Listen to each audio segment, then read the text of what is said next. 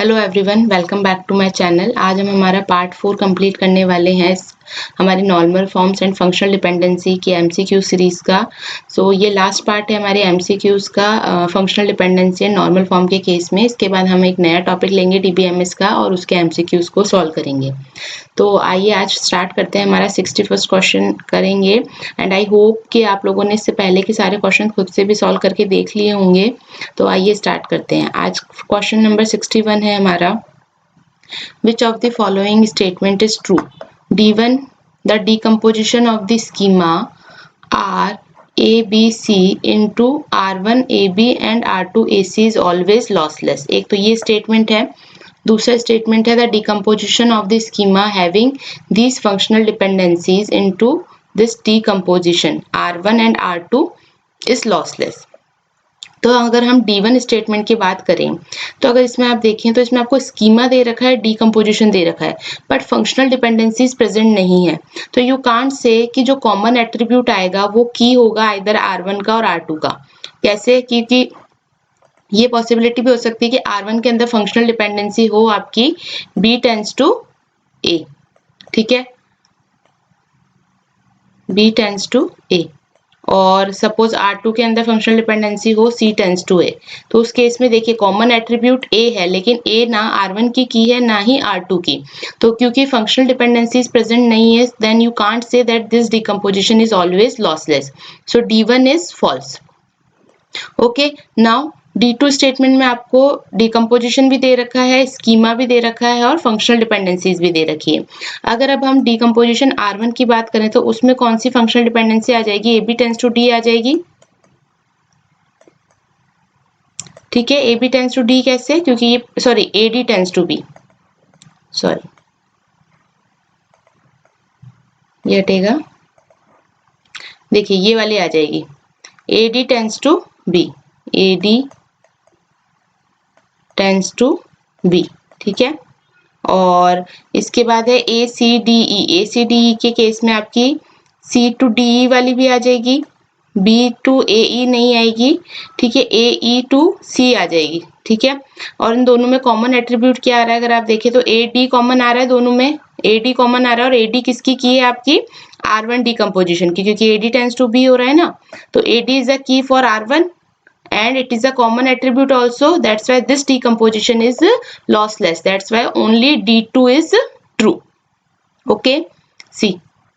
Okay, next is consider the following dependencies and the book table in a relational database design, determine the normal form of the given relation। ये आपको functional dependency दे रखी है, तो attributes क्या है इसके अंदर? ISBN, title, publisher and address. यहाँ पे कैंडिडेट आपकी यहाँ पे की क्या हो जाएगी? ISBN की हो जाएगी। कैसे? क्योंकि अगर आप ISBN का क्लोजर फाइंड आउट करेंगे तो आपको सारे एट्रीब्यूट्स मिल जाएंगे। क्योंकि देखिए ISBN से टाइटल मिल रहा है, ISBN से पब्लिशर मिल रहा है, और क्योंकि पब्लिशर से एड्रेस है तो ट्रांजिटिविटी प्रॉपर्टी के थ्रू आपको ISBN से एड्रेस भी मिल जाएगा, इसलिए आपकी की हो जाएगी ISBN। अब हम यहाँ पे चेक करते हैं, देखिए 1NF में तो है क्योंकि मल्टी वैल्यू डिपेंडेंसी प्रेजेंट नहीं है, पार्शियल डिपेंडेंसी भी नहीं है क्योंकि इसके अंदर एटॉमिक की है, ठीक है ना। एटॉमिक की है मतलब कि सिर्फ एक ही वैल्यू, एक ही एट्रीब्यूट है जो की फॉर्म कर रहा है, इसलिए कोई पार्शियल डिपेंडेंसी भी नहीं है, that's why this is also in 2NF।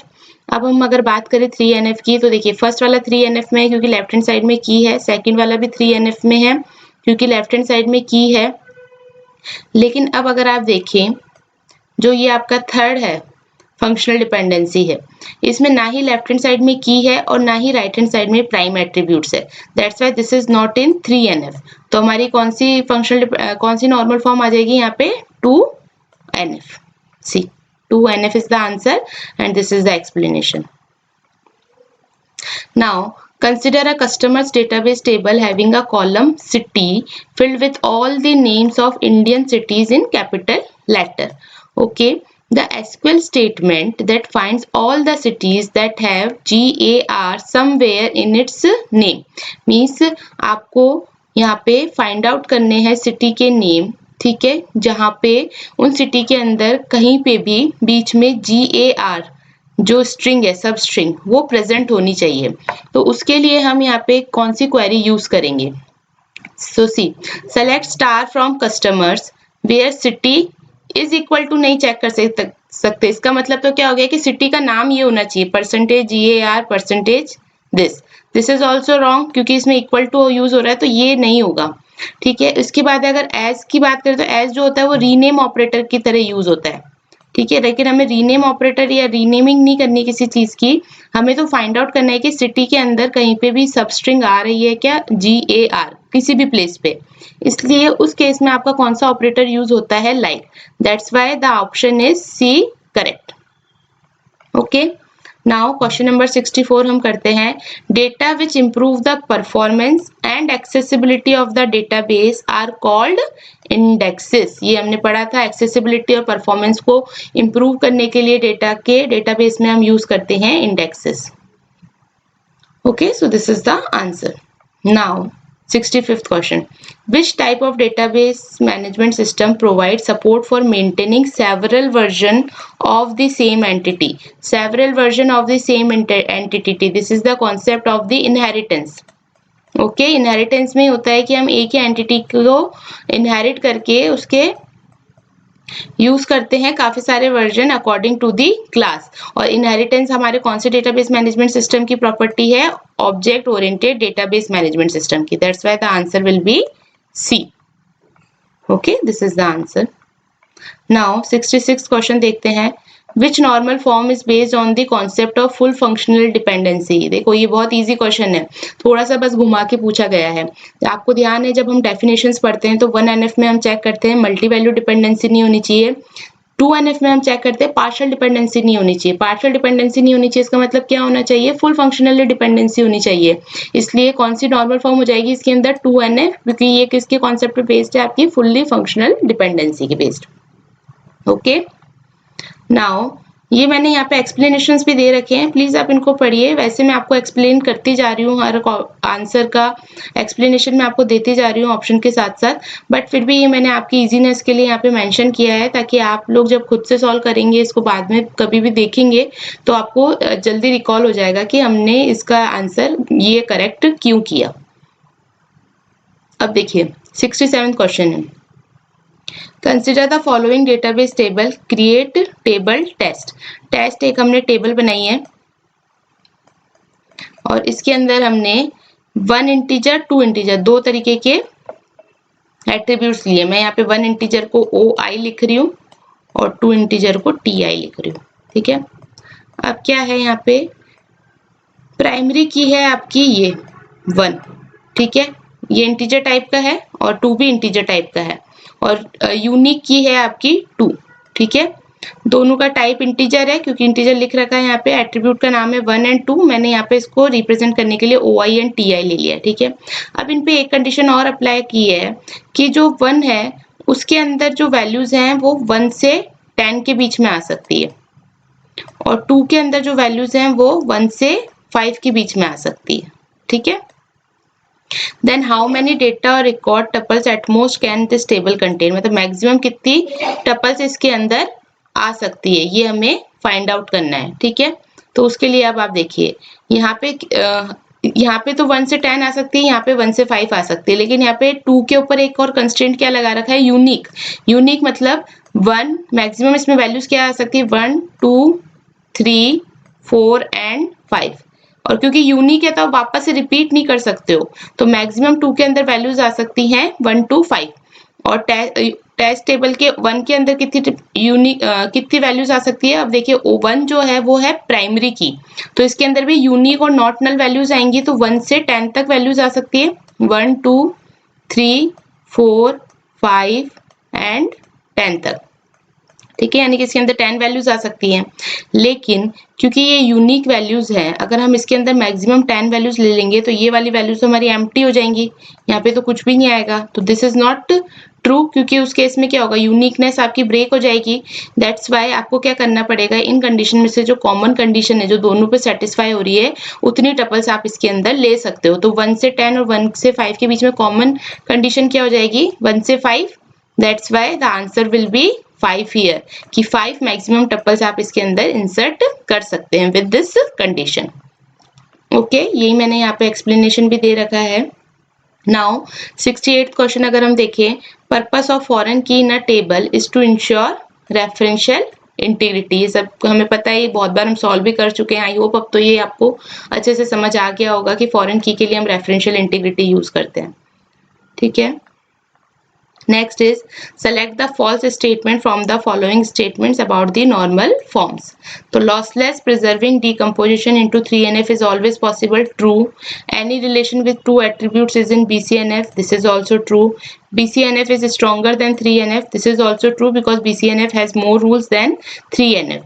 Now option B is lossless preserving decomposition into BCNF is always possible. So in BCNF case we know that lossless is always possible, but dependency preserving we can't say that every time it is possible. That's why this is the incorrect, or this is the false statement. So this is your option B. Okay. Now next is the relation vendor order. ठीक है, this is the relation and these are the attributes is in 2NF because, तो आप देखिए attributes क्या है इसके अंदर, V number, V order number, V name, quantity supply and unit price. तो इसका आंसर जो होगा वो क्या हो जाएगा, your non key attribute V name. V name is dependent on V number which is a part of composite key. So this is the correct answer. Okay, because non-key attribute V name is dependent on V number which is a part of your composite key. Next 71 question अगर हम देखें, BCNF is not used for cases where a relation has two mutually exclusive foreign key. ये आपको ध्यान रखने की बात है, अगर जहाँ पे रिलेशन के पास दो म्यूचुअली एक्सक्लूसिव फॉरेन कीज आ जाती है वहाँ पे आप BCNF को यूज नहीं करते हैं. The relation is in BCNF if all attributes which are determinants are also candidate keys in every relation. Transformation into BCNF deals with the problems of overlapping keys. And there is no problem with the two or more candidate key. इसलिए ये वाली जो है आपको problem नहीं करेंगी क्योंकि BCNF इन cases को हैंडल कर सकता है, but two mutually exclusive foreign की को हैंडल नहीं कर सकता. That's why this is the correct option. Next देखिए, the best normal form for relation R A B C D along with the set of functional dependency is, हमें दे रखी है functional dependency. अब अगर आप फंक्शनल डिपेंडेंसी देखिए तो A B आपकी की हो जाएगी इसके अंदर. कैसे? क्योंकि देखिए ए बी से सी भी डिटरमाइन हो रहा है और ए बी से डी भी डिटरमाइन हो रहा है, तो सारे एट्रीब्यूट्स डिटरमाइन हो रहे हैं इसलिए ए बी कैंडिडेट की हो जाएगी. दूसरा अगर आप देखें सी और डी का अगर आप क्लोजर निकालें, सी डी का कंबाइंड क्लोजर निकालें तो सी से आपका डिटरमाइन हो रहा है ए, डी से डिटरमाइन हो रहा है आपके बी, और सी और डी तो डिटरमाइन होंगे ड्यू टू ट्रिवियल डिपेंडेंसी, तो सी और डी भी आपकी एक की हो जाएगी. तो A B is also a key and C D is also a key. इसका मतलब रिलेशन आर के सारे ही एट्रीब्यूट्स क्या हो जाएंगे, प्राइम एट्रीब्यूट्स हो जाएंगे क्योंकि सारे ही एट्रीब्यूट्स की फॉर्म कर रहे हैं. तो उस केस में क्या होगा आपका, देखिए ये वाला जो है आपका BCNF में है क्योंकि लेफ्ट हैंड साइड में की है, ये वाला फंक्शनल डिपेंडेंसी भी आपका BCNF में है क्योंकि लेफ्ट हैंड साइड में की है. लेकिन अगर आप थर्ड और फोर्थ की बात करें तो ये BCNF में नहीं है क्योंकि लेफ्ट हैंड साइड में की नहीं है, लेकिन राइट हैंड साइड में आपके पास क्या है, प्राइम एट्रीब्यूट. ठीक है, राइट हैंड साइड में आपके पास प्राइम एट्रीब्यूट्स है, that's why this is in 3NF. Okay, तो देखिए अगर क्वेश्चन में ऐसा भी आ सकता है कि जैसे रिलेशन आ रहा है और अगर उसमें दे रखा है कि जितने भी एट्रीब्यूट्स है वो सारे ही एट्रीब्यूट्स प्राइम एट्रीब्यूट्स है, तो उस केस में आपकी हमेशा जो नॉर्मल फॉर्म होगी वो थर्ड नॉर्मल फॉर्म तो एटलीस्ट आपकी वो सेटिस्फाई करेगी. Okay, now next question, relation R A B C D is the attributes is a relational schema with functional dependency set this the attribute closure of A and E. तो A का attribute closure find out करना है and E का attribute closure find out करना है. देखिए A के attribute closure में A तो आ जाएगा due to trivial dependency, A tends to B है इसलिए B भी आ जाएगा. Then A tends to B and B tends to C, तो ये आ जाएगा ट्रांजिटिविटी प्रॉपर्टी से A टेंड्स टू C, तो यहाँ पे C आ जाएगा. And AC tends to D, तो यहाँ पे AC प्रेजेंट है आपके क्लोजर में तो AC टेंड्स टू D आ जाएगा. तो A का क्लोजर तो हो जाएगा A B C D. ई का क्लोजर क्या होगा? अब अगर आप यहाँ देखें तो ई के क्लोजर से आपका कुछ भी डिटरमाइन नहीं हो रहा, फंक्शनल डिपेंडेंसी के अंदर ई एट्रीब्यूट आपका प्रेजेंट नहीं है।